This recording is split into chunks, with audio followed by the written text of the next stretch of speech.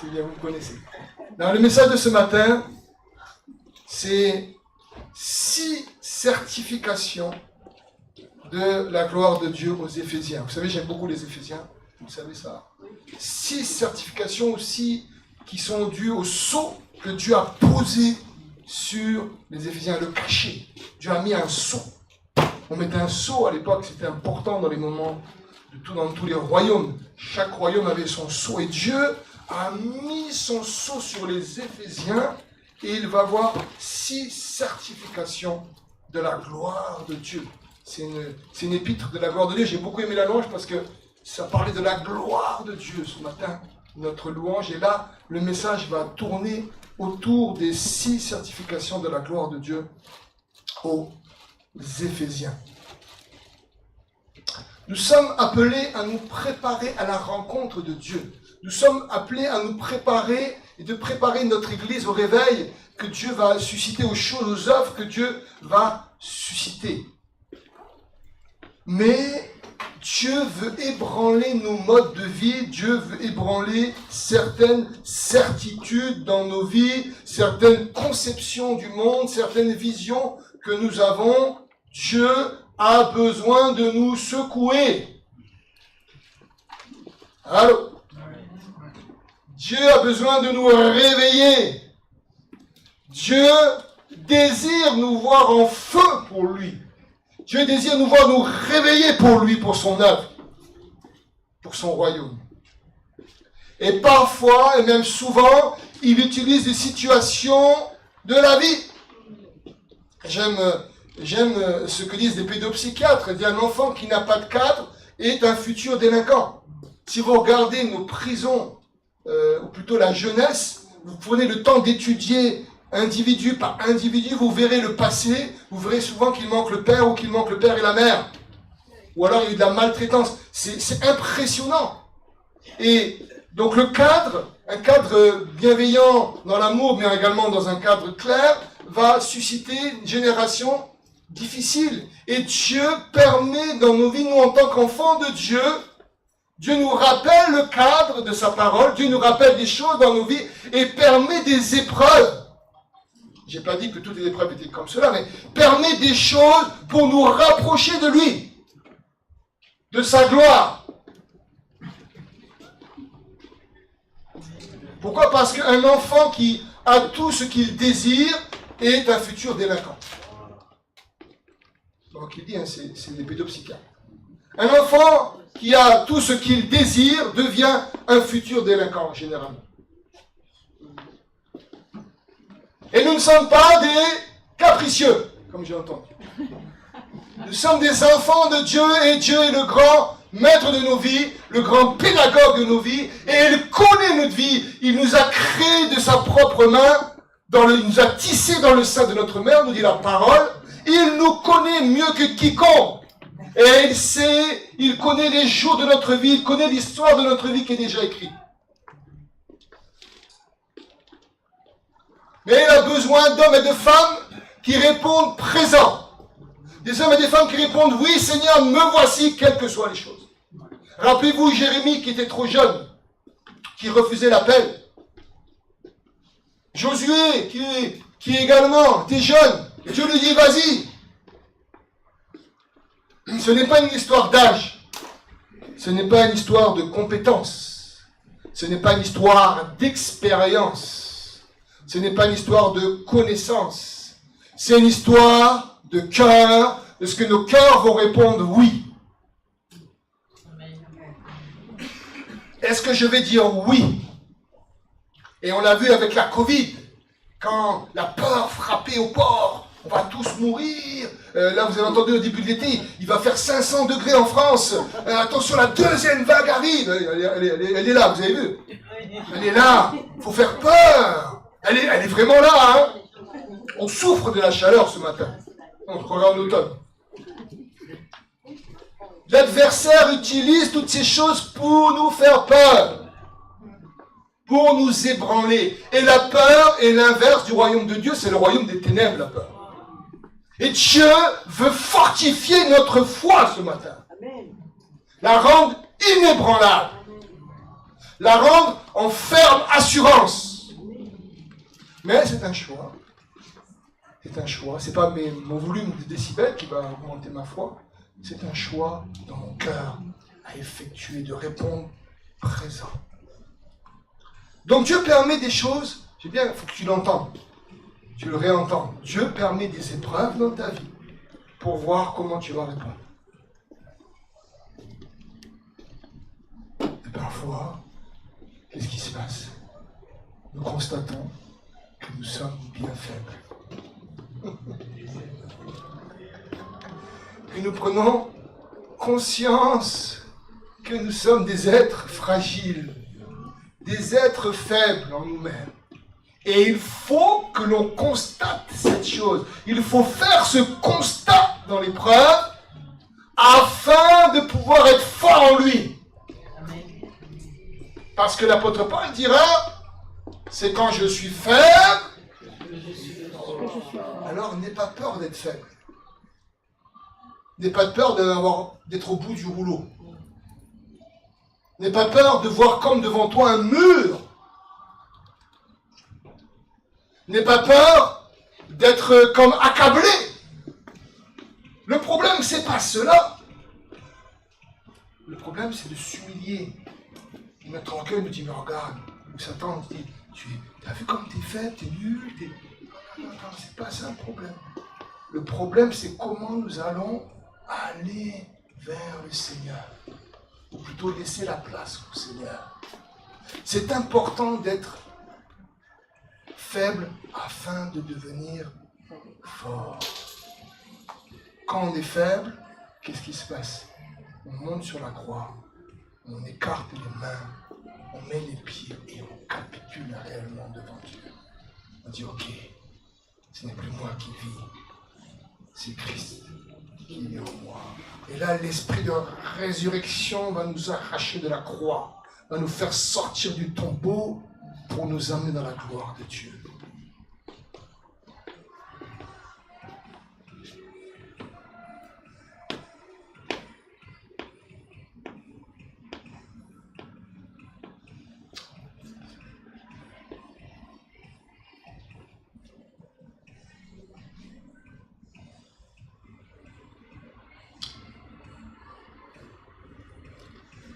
L'apôtre Paul dira dans l'Éphésiens chapitre 1 verset 3, « Béni soit Dieu, le Père de notre Seigneur Jésus-Christ, qui nous a bénis de toutes sortes de bénédictions spirituelles dans les lieux célestes. » Nous sommes déjà bénis. Et il dira au chapitre 2 verset 6 que les croyants sont assis, les Éphésiens, les croyants sont assis en Jésus-Christ dans les lieux célestes. C'est-à-dire que les croyants sont appelés à libérer la présence et l'autorité de Christ. Il nous a ressuscités ensemble, et il nous a fait asseoir dans les lieux célestes, c'est un symbole d'autorité, il nous a fait asseoir dans les lieux célestes en Jésus-Christ. Il nous a donné le pouvoir de marcher sur les serpents et les scorpions, Luc chapitre 10, verset 19, et sur toute la puissance de l'ennemi, et rien ne pourra nous nuire. Le mot pouvoir, en grec exousia, veut dire autorité, de marcher sur la puissance, c'est un ordre, c'est un commandement. Nous ne sommes pas appelés à rester dans notre léthargie, dans notre état d'âme, comme on dirait dans notre langue, dans notre état d'âme. Nous sommes appelés à exercer l'autorité. Il y a des moments où on n'est pas bien, mais il y a des moments où il faut se lever et exercer l'autorité sur ta vie et autour de toi. Toute la puissance de l'ennemi, toute, au nom de Jésus-Christ, toute la puissance de l'ennemi. Quand l'apôtre Paul parle aux Éphésiens qu'ils sont ressuscités, qu'ils sont assis ensemble, etc., il est dans la ville d'Éphèse, environ 500 000 habitants, et il va écrire cette lettre en captivité, en prison. Et il va la faire, il va l'envoyer. Et c'est une lettre de révélation du Nouveau Testament qui change la perspective de citoyens de ce monde à celle de citoyens du ciel. Donc c'est une épître de gloire. C'est une épître qui va nous amener vers la gloire de Dieu, qui va nous demander d'arrêter de regarder à nous-mêmes et de regarder à Christ, et d'arrêter de regarder à ce monde et de regarder à la gloire de Dieu, de ce que Dieu a déjà accompli en Jésus-Christ. Il y avait ce temple d'Artémis, Diane, la divinité mère qui était à Éphèse. Elle était couverte de mamelles, et Artémis, l'Éphésienne, était une déesse de type mère nourricière. Il n'y a rien de nouveau sous le soleil. Si vous étudiez le monde de l'idolâtrie, vous verrez que les formes changent de siècle en siècle, mais il n'y a rien, il faut toujours qu'il y ait une femelle, une mère, qui va être une mère qui va nourrir. Et ces statues étaient à Éphèse monstrueuses.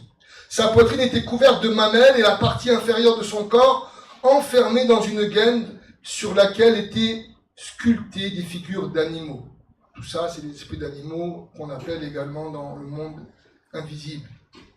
Le temple d'Éphèse contenait son idole que l'on prétendait descendue du ciel. Ça peut nous rappeler des choses. Une armée de prêtres eunuques et de prêtresses y officiaient. Le culte qui s'y pratiqué était impur et comportait la prostitution sacrée. Le titre officiel de la déesse était celui de Grande Artémis, qu'on retrouve dans les Actes des Apôtres, acte 19, et le cri des orfèvres le jour du tumulte.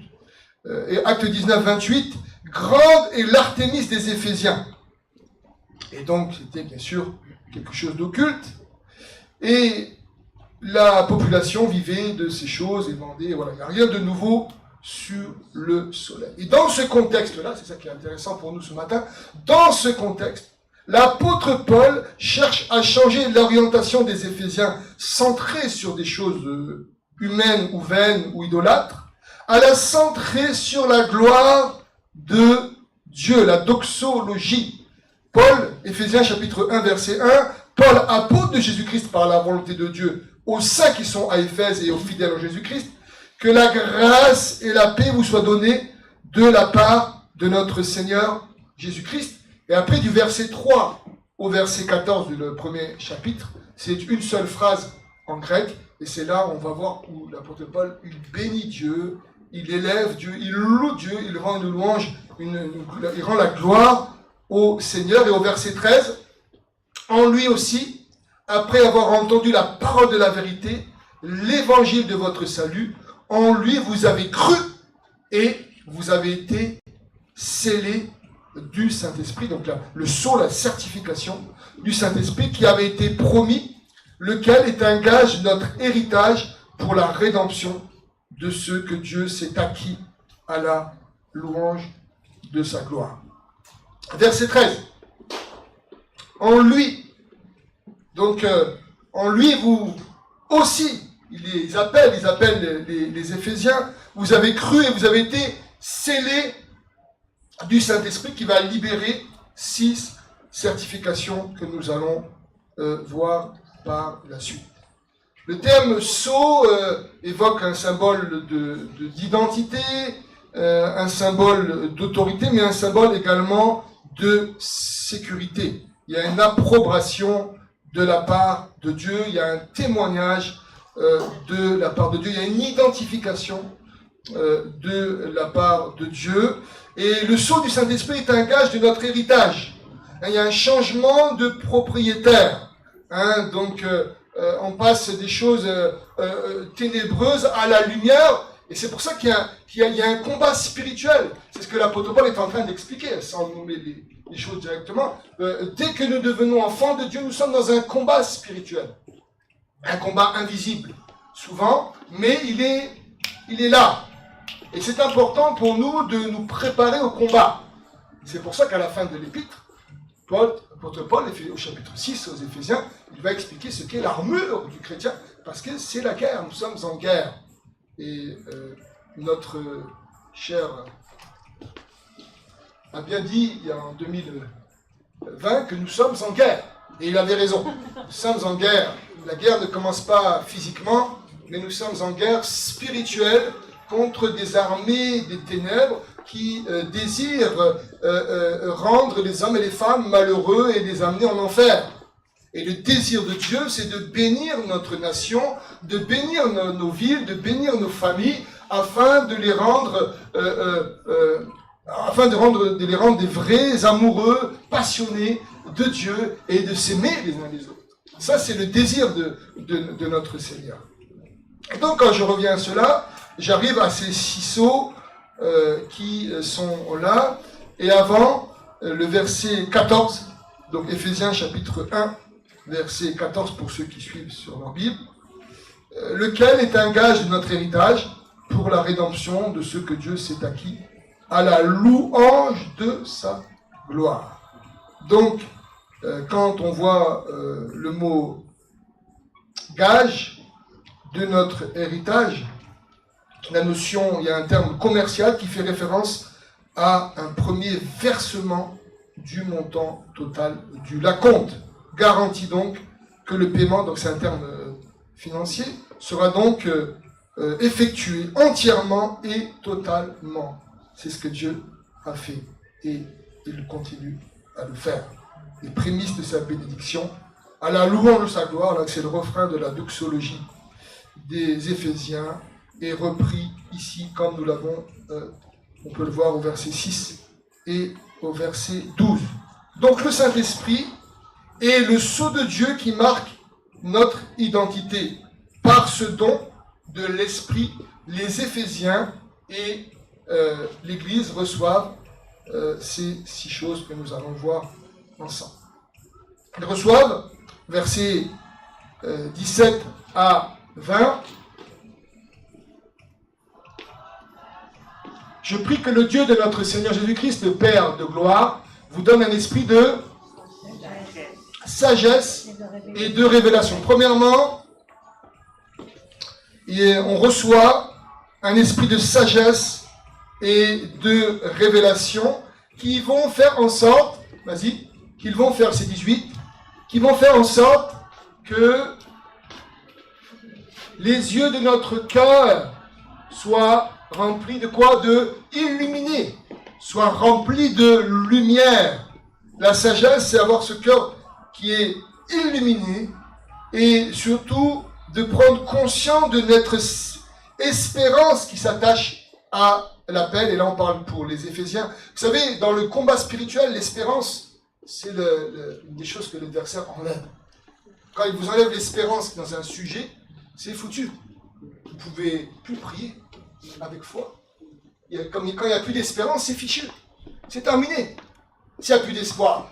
Et le but du Saint-Esprit, c'est de renouveler l'espérance. C'est de faire augmenter l'espérance. Quand on est abattu, on n'y a plus d'espérance.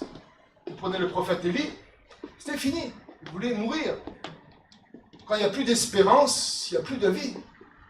Et l'importance de cette sagesse qui va illuminer, cette sagesse qui va amener également à la révélation, veut également renouveler l'espérance qui est dans le cœur. Et quand on regarde aux situations que nous affrontons, ou que nous confrontons, parfois il n'y a pas d'espérance. Mais l'espérance, c'est quand nous regardons les choses avec le regard de Dieu.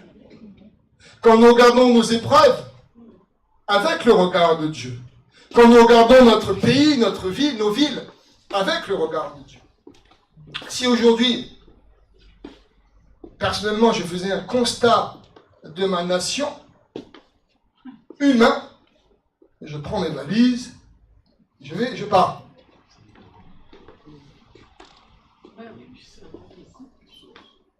Mais Dieu ne nous appelle pas à regarder à l'œil. Dieu ne nous appelle pas à regarder à nos ressentis. Dieu nous appelle à regarder selon sa parole. Et sa parole me dit qu'il tient mon pays, qu'il tient notre pays, qu'il tient notre ville dans ses mains, qu'il tient nos vies dans ses mains. Sa parole me dit et nous dit que nous sommes illuminés. Et si nous sommes illuminés, nous sommes la lumière dans ce monde. Parfois, nous brillons peu importe, nous sommes appelés à briller. Nous sommes la lumière du monde. Vous êtes là? Vous avez vu qu'on a franchi un seuil cette semaine, depuis 1945. Le nombre de décès est plus important que le nombre de naissances dans notre nation. Ça veut dire que nous sommes en guerre. Ce n'est pas la guerre contre les Allemands ou contre le nazisme. C'est la guerre contre l'adversaire qui veut détruire dans notre nation. Il veut la rendre dépressive. Il veut la rendre sans espérance. Il veut l'abattre.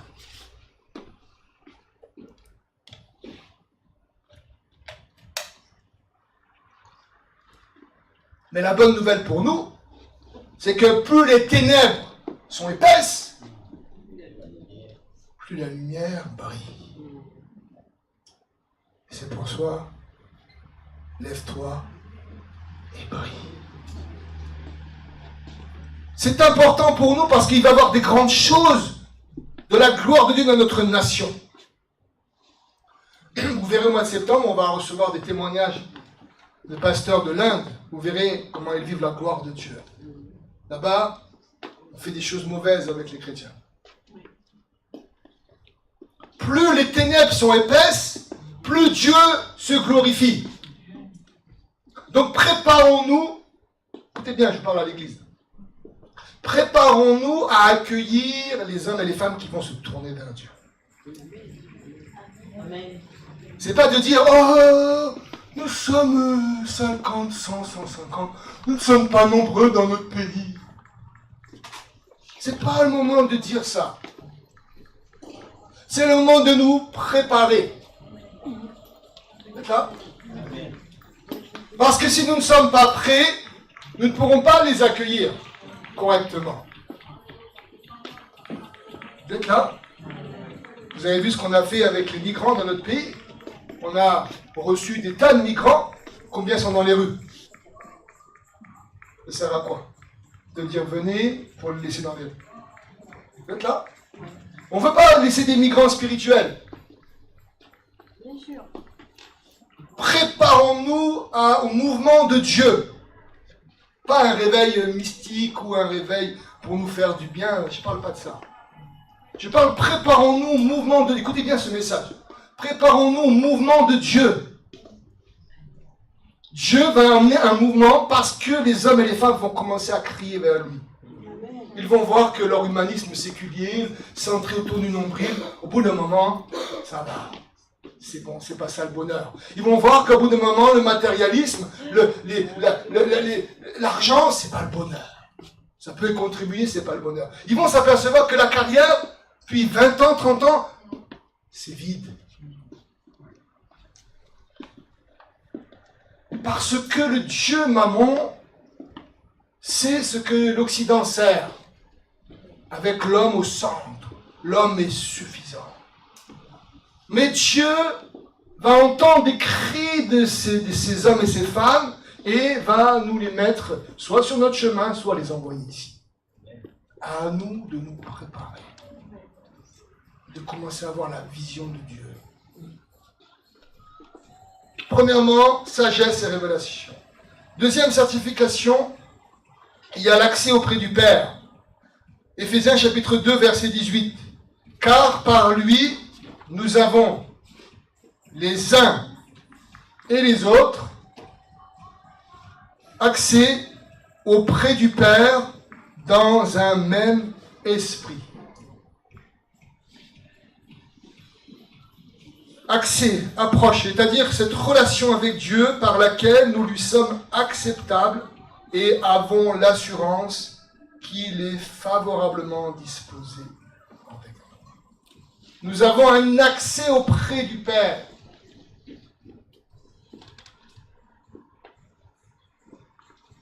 Même quand tu pêches.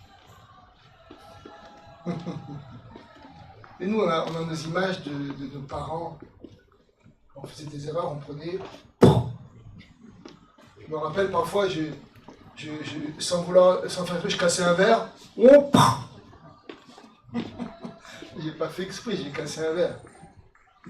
J'avais pas le temps de dire ouf.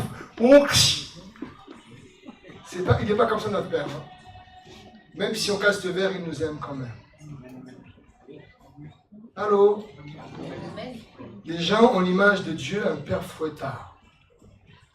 C'est pas le Dieu de la Bible. C'est pas le Dieu du Nouveau Testament, c'est pas le Dieu de la Nouvelle Alliance. Dieu, il est amour. Dieu nous aime, même dans le péché. Alors, rappelez-vous, le fils prodigue s'est tourné dans la boue du péché. Il a humilié son père au milieu des pourceaux. Vous ne pouvez pas imaginer un contexte juif de l'époque. Et le père va courir vers lui. Il va l'accueillir. Par contre, si après il y a la mort dans le péché, c'est une autre histoire. Après il y a le jugement. Après, je ramène la crainte de Dieu. Vous êtes là? Amen. Si après on meurt dans notre péché, attention. C'est autre chose, c'est le jugement. Mais là, c'est le moment où Dieu nous aime, il a ouvert l'accès de son amour. Donc, que tu fasses ça ou ça, Dieu t'aime. Dieu t'aime, laisse-toi aimer par Dieu. Parce que l'accès a été ouvert puissamment, pleinement en Jésus-Christ. Deuxièmement, un accès auprès du Père. Troisièmement, et ce que j'aime beaucoup, c'est la puissance intérieure. Éphésiens 3,16, afin qu'il vous donne, selon la richesse, oh là, c'est tellement bien. Chaque mot, il pourrait même faire un message.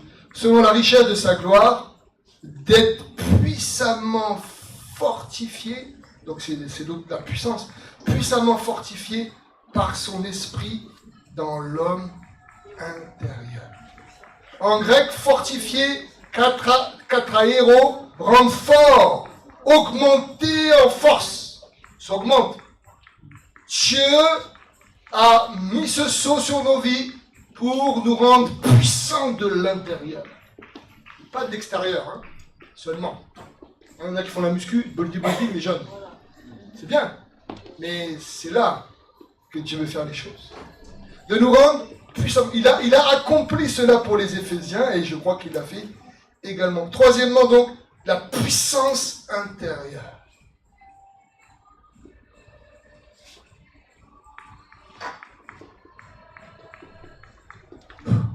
Dis à ton voisin, il y a une puissance à l'intérieur de toi. Celle du Saint-Esprit. Au nom de Jésus-Christ. Jésus a mis sa puissance en toi. Alors arrête.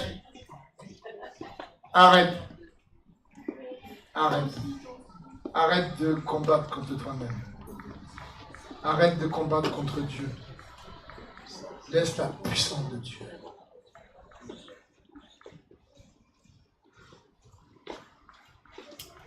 La puissance en toi, la puissance intérieure.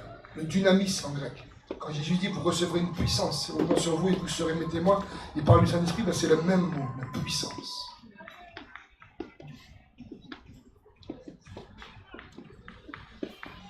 L'homme de Dieu, la femme de Dieu est inébranlable en Christ. Et les épreuves nous rendent plus forts. Les épreuves nous rendent de plus en plus forts. Les épreuves nous enracinent en lui. L'opposition nous enracine en lui.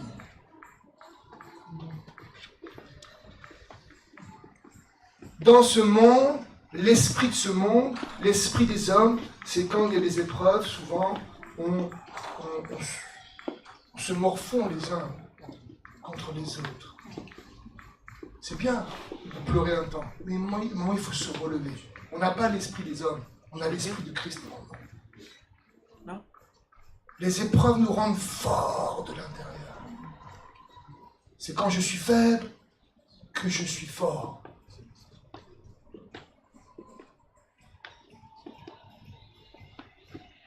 C'est quand je suis seul.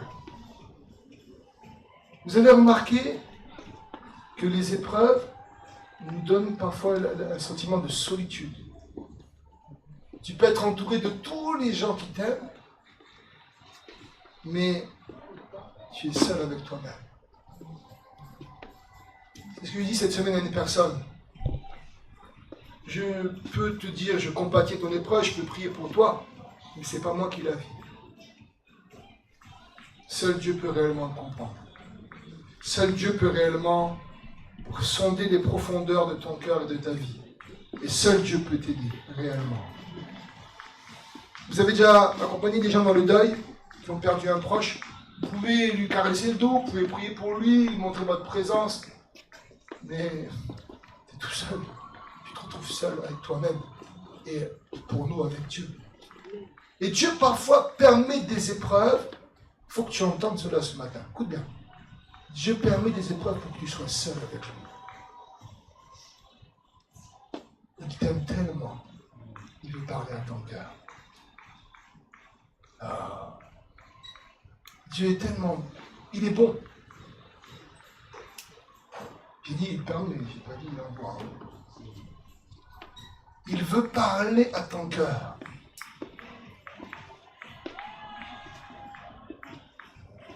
Quand parfois il arrive des événements imprévus, matériels ou physiques, ou des maladies ou autres, Dieu veut parler à ton cœur. Il n'y a pas de hasard dans ta vie. Tu as plein de projets, dans l'année, et puis d'un coup, oh la cheville elle casse. Oh, tu te retrouves là avec tes béquilles. Oh. Ne t'inquiète pas, Dieu veut te parler.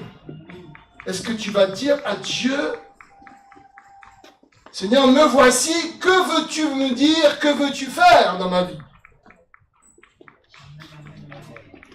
Parce que c'est pour sa gloire que tu vis. Et il n'y a aucun hasard dans ta vie. Oh. La puissance intérieure se vit quand nous laissons la place. Si nous prenons la place, nous serons faibles au bout d'un moment. Et nous serons abattus et découragés. Et nous serons dans l'œil humain et dans le ressenti humain.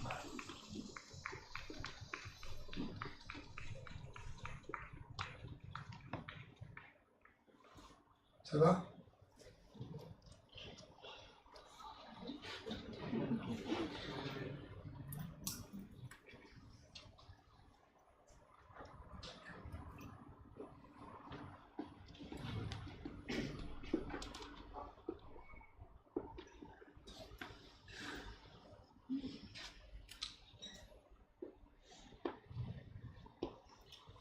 Je vais vous donner un secret. Quand dans nos raisonnements ça devient trop compliqué, il faut s'arrêter.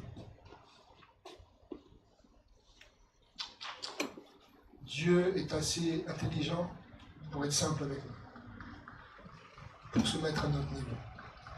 Il l'a fait en Jésus-Christ. Donc parfois on fait des usines à gaz. C'est avec 2 fois x au carré fois pi divisé par... C'est trop compliqué. Vous vous rappelez les inconnus? 2, 3 inconnus. C'est vieux tout ça. Hein? Dieu n'est pas comme ça. À moins que tu sois mathématicien. Il n'y a pas beaucoup de mathématiciens ici. Vous êtes là? Dieu n'est pas... Il est capable de nous parler pour qu'on puisse comprendre. Oui, mais moi je ne suis pas assez spirituel. Je n'ai pas assez... Si Dieu est capable. Tu peux parler à un enfant... Dieu peut parler à n'importe qui. Ça va? Ok. Je continue. Quatrièmement. Ah, ça c'est merveilleux. La présence de Dieu. Chapitre 2, verset 22 et 3, 17. En lui, vous êtes aussi édifiés pour être allez, venez avec moi. Habitation. Ah, c'est quoi une habitation? Oh! Une maison. Une maison, un temple, un réceptacle, comme vous voulez. Vous avez été édifiés. Édifiés pour être une habitation de Dieu en esprit. Donc Dieu nous a créés sur mesure, spirituellement, pour pouvoir vivre et l'accueillir. Et qu'est-ce qu'on fait? Qu'est-ce qu'on fait dans nos vies? Souvent. S'il y avait cela, je serais plus heureuse. S'il y avait été l'événement, si les choses s'étaient passées de cette manière, je serais plus heureux. Oh. Si, et si, et si, si.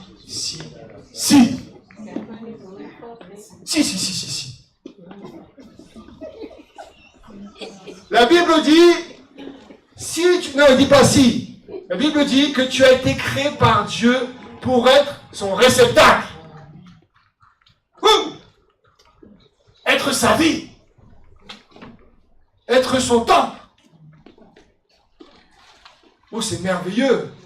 Quelle grande bénédiction ce matin. Quel grand rappel. Mais il faut enlever les si, les amis. Les si, ils ne viennent pas de Dieu. Que les vies. Si, vie. Si. La vie. Des fois, les amis, on dit que l'adversaire nous attaque, mais c'est nous qui préparons le réceptacle à l'attaque. Allô? Allô?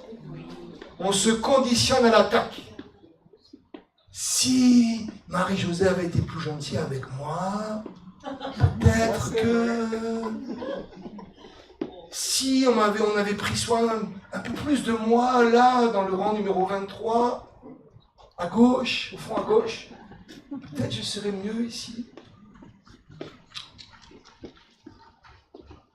Dieu permet des choses pour travailler ton cœur. Dieu permet des choses pour travailler ta vie. Dieu est passionné par toi. Dieu est intéressé par le fond de ton cœur. Dieu est intéressé par tes entrailles. Alléluia. Dieu est intéressé par ta vie entière. Dieu t'aime. Dieu veut venir dans ta maison, dans ton habitation. Il ne veut pas venir qu'au salon, là où tu as fait le ménage, là où tu as été poussiéré, là où les tables et les chaises ont été lavées, lessivées.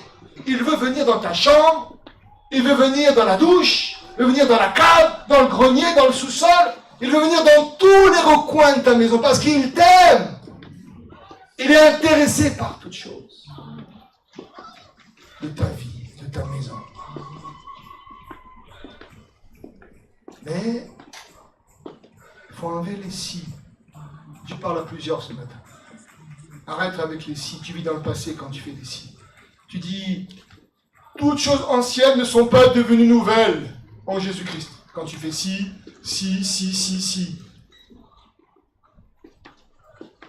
Allô? Dieu est en train de transformer des vies ce matin, de manière discrète, profonde. Tu dis à l'adversaire, j'accueille ton royaume en ouvrant la porte au si. Mais quand tu dis non, j'ai tout en Jésus-Christ, je vis pleinement en Jésus-Christ, là tu fermes les portes à l'adversaire. Et tu accueilles le royaume de Dieu, tu accueilles l'espérance qu'on a vue au tout début, mais tu accueilles également la présence du Père, tu accueilles la sagesse, tout ce qu'on a vu en amont, la puissance et la présence de notre Dieu. Chapitre 3, verset 17, en sorte que Christ habite dans vos cœurs par la foi. Christ habite dans nos cœurs étant enraciné et fondé dans l'amour. C'est quelle sorte d'amour? Fondé et enraciné dans l'amour de Dieu. C'est que Dieu t'aime. C'est-à-dire que le Seigneur, par sa puissance de sa croix, va te donner son amour. Est-ce que tu es sûr que Dieu t'aime à 100%, mon ami, ce matin? Si ce n'est pas le cas, il faut accueillir. Tu t'humilies devant lui. Tu dis, ok, je ne suis pas digne de ton amour, mais je reçois. Est-ce que tu es sûr que Dieu t'aime tel que tu es ce matin? Est-ce que tu es dans l'assurance? Parce que si tu es dans l'assurance, tu vas pouvoir être enraciné et fondé. Tu vas pouvoir accueillir toute cette puissance. Si tu es enraciné, quand le vent va souffler, la tempête va souffler, l'ouragan va souffler, tu ne dois pas bouger de tes racines. Tu vas être enraciné sur le roc, sur le rocher des âges. Tu vas peut-être tanguer, mais il ne casse pas le roseau qui est courbé. J'aime cette phrase. Dans les tempêtes, j'aime cela. Quand la tempête souffle, la Bible dit qu'il ne casse pas le roseau qui est courbé. Le roseau, tu dis, il est fini. Il est fini, mon roseau. C'est fini. Il est presque à l'horizontale, le roseau. C'est fini. C'est infini. Mais Dieu dit non. La tempête s'arrête et le roseau reprend place. Ouh, alléluia. Parfois, nous sommes courbés par les tempêtes. Tu es là, tu te dis, mais c'est quand que la tempête va s'arrêter? Ton problème, c'est pas quand. Ton problème, c'est que veux-tu me dire, Seigneur, dans la tempête? Que veux-tu faire dans la tempête? Et nous, on est là, Seigneur, arrête la tempête, arrête la tempête, arrête la tempête.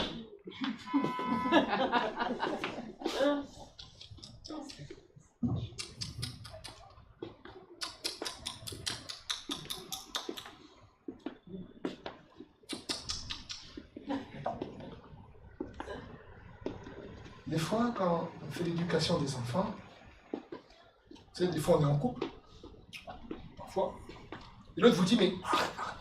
Non, t'es trop dur. T'es trop dur.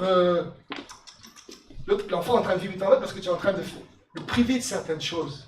Il dit non, parce que je vois ce qu'il y a derrière. Il faut que l'enfant comprenne ce qu'il est en train de vivre en ce moment pour pouvoir affronter les choses d'après. Moi, je me comprends. Je ne sais pas si vous me comprenez. C'est pas grave. Moi, je me comprends, c'est le plus important. Premièrement, si vous me comprenez, c'est encore mieux. Vous êtes là? Dieu, notre Père, ce n'est pas un Père qui veut notre mal, il veut le meilleur pour nous. Et Dieu permet des choses pour sa gloire.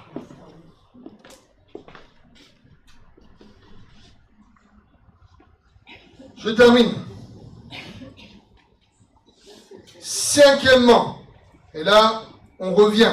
Quand la gloire de Dieu éclate, il y a une chose qui arrive au Éphésiens chapitre 4, verset 1, il y a l'unité. Vas-y, Éphésiens 4, 1, s'il te plaît, il y a l'unité. La prochaine fois, tu prendras la Bible 8 secondes, s'il te plaît, pas 21. Merci. Je n'aime pas la 21. Ok, je lis. Éphésiens chapitre 4, verset 1. Je vous exhorte donc moi-même, le prisonnier dans le Seigneur, à marcher d'une manière digne de la vocation qui vous a été adressée. En toute humilité et douceur, avec patience, vous supportant les uns les autres avec amour, vous efforçant de conserver l'unité de l'esprit par le lien de la paix.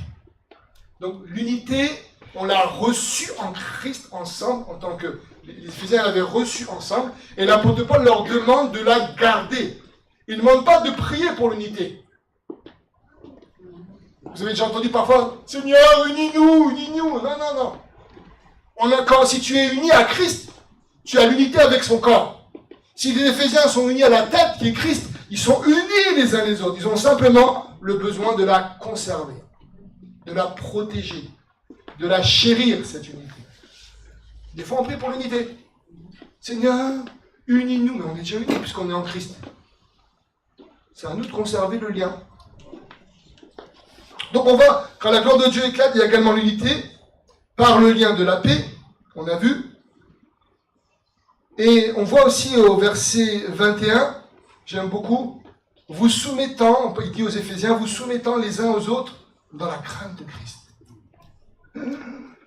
C'est pour ça que c'est important de vivre une vie de communauté également locale, vivante, dans le sens où de se soumettre dans la crainte de Christ. On voit le degré de foi quand on voit le degré également de soumission les uns aux autres. C'est facile d'être un électron libre dans un ministère ou même dans l'église. Mais quand on est soumis dans la crainte de Dieu les uns aux autres, alors les choses peuvent prendre une dimension. Quand vous êtes dans la crainte de Dieu, ça veut dire que vous reconnaissez Christ dans les autres. Vous voyez Christ dans les autres, même dans celui qui est peut-être même des fois pas facile. Vous me voyez Christ en lui. Parce que vous respectez le corps de Christ, la tête qui est le corps de Christ, et le corps de Christ. Et également, vous êtes prêts à recevoir ce que Dieu pourrait vous dire à travers l'autre, ou pourrait faire à travers l'autre, parce que vous craignez Christ. Cela enlève tout esprit de compétition. Cela enlève tout esprit de rivalité. Cela enlève tout esprit de comparaison. Moi, je n'ai pas le temps de tout développer, mais voilà. Ensuite, je termine par le point numéro 6, qui est dans notre domaine de la certification, la 6e certification. Je termine par cela, la victoire par la prière. Et là, on termine par l'armure. L'apôtre Paul va dire revêtez-vous de toutes les armes de Dieu, Éphésiens 6, 11, et on voit qu'il dit qu'il va appeler les Éphésiens à la prière.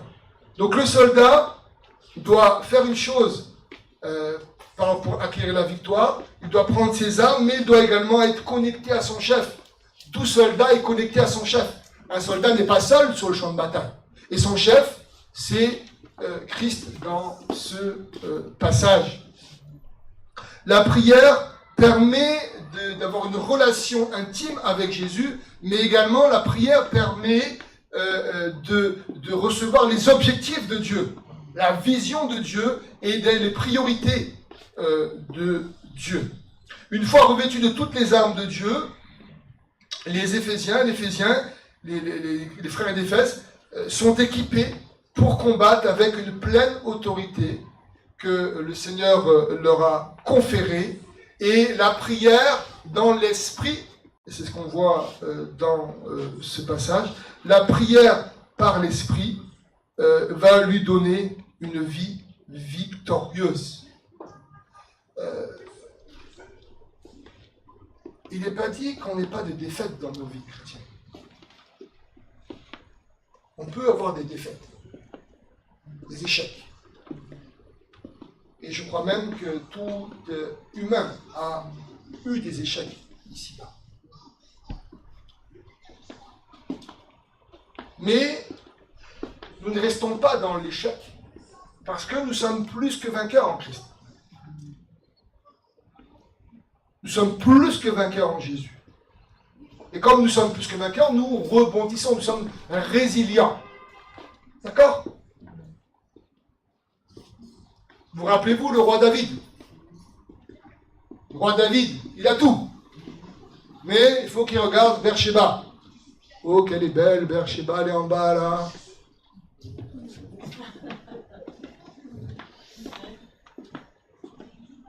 Il avait tout.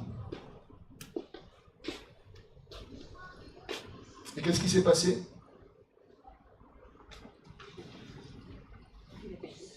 Il a péché. Il a prémédité un meurtre. Mais Dieu lui a pardonné après, par la suite.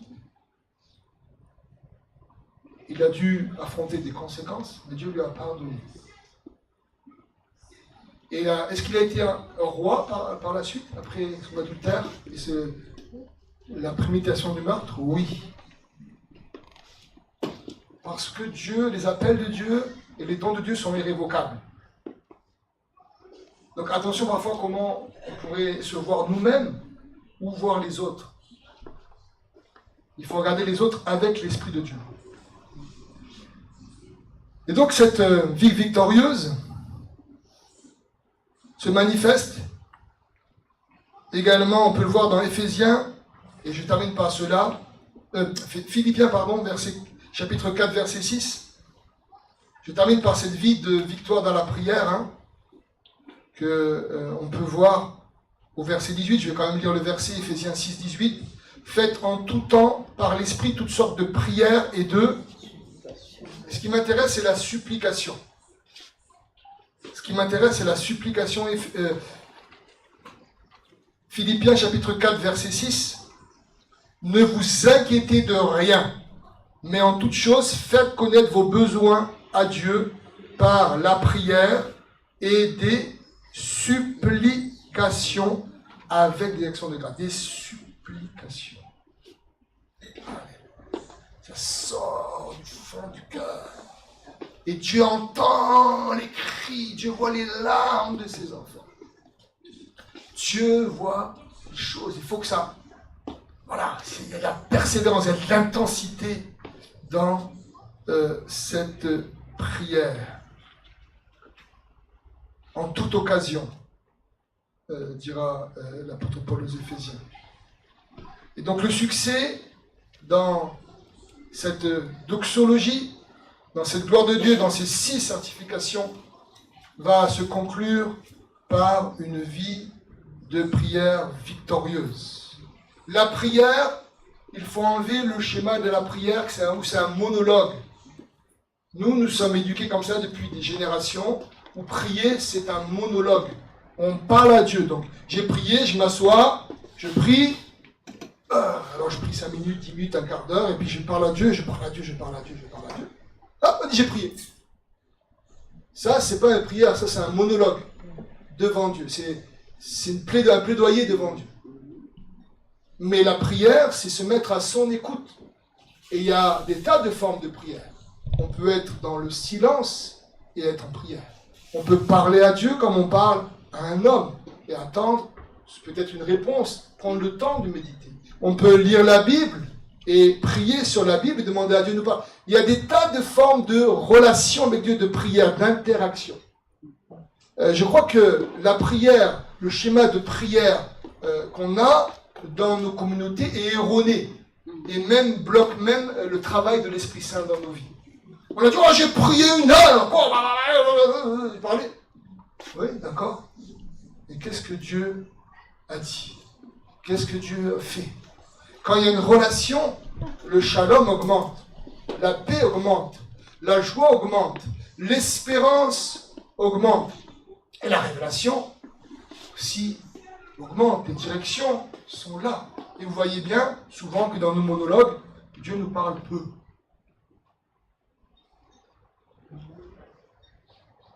Donc, la prière, c'est d'avoir une relation.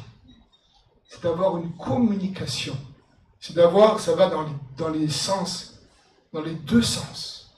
C'est la prière victorieuse. Et Dieu, dans cette prière victorieuse, attend le fond de nos cœurs. Il ne veut pas simplement aller dans la salle à manger, il va aller au fond de notre cœur, dans le sous-sol et dans le grenier, il va aller partout. Amen. On va se lever ensemble. Eric, on va reprendre un chant, s'il te plaît. Alléluia.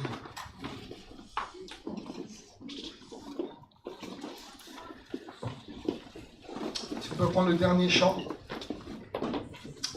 J'aimerais qu'on s'humilie ensemble, qu'on ferme nos yeux et qu'on s'arrête devant Dieu dans l'humilité. Pas que nous ne sommes pas humbles, mais qu'on s'arrête sur lui. Et j'aimerais, avant qu'on reprenne le chant,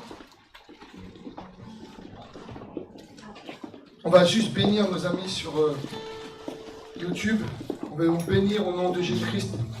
Proclamez la grâce de Dieu sur vos vies. Proclamez le shalom en vous. Proclamez la vie en abondance. Seigneur, nous prions pour nos amis sur YouTube et sur Internet, ceux qui nous regardent en live ou qui nous verront par la suite. Nous prions que la puissance de Dieu les touche maintenant au nom de Jésus.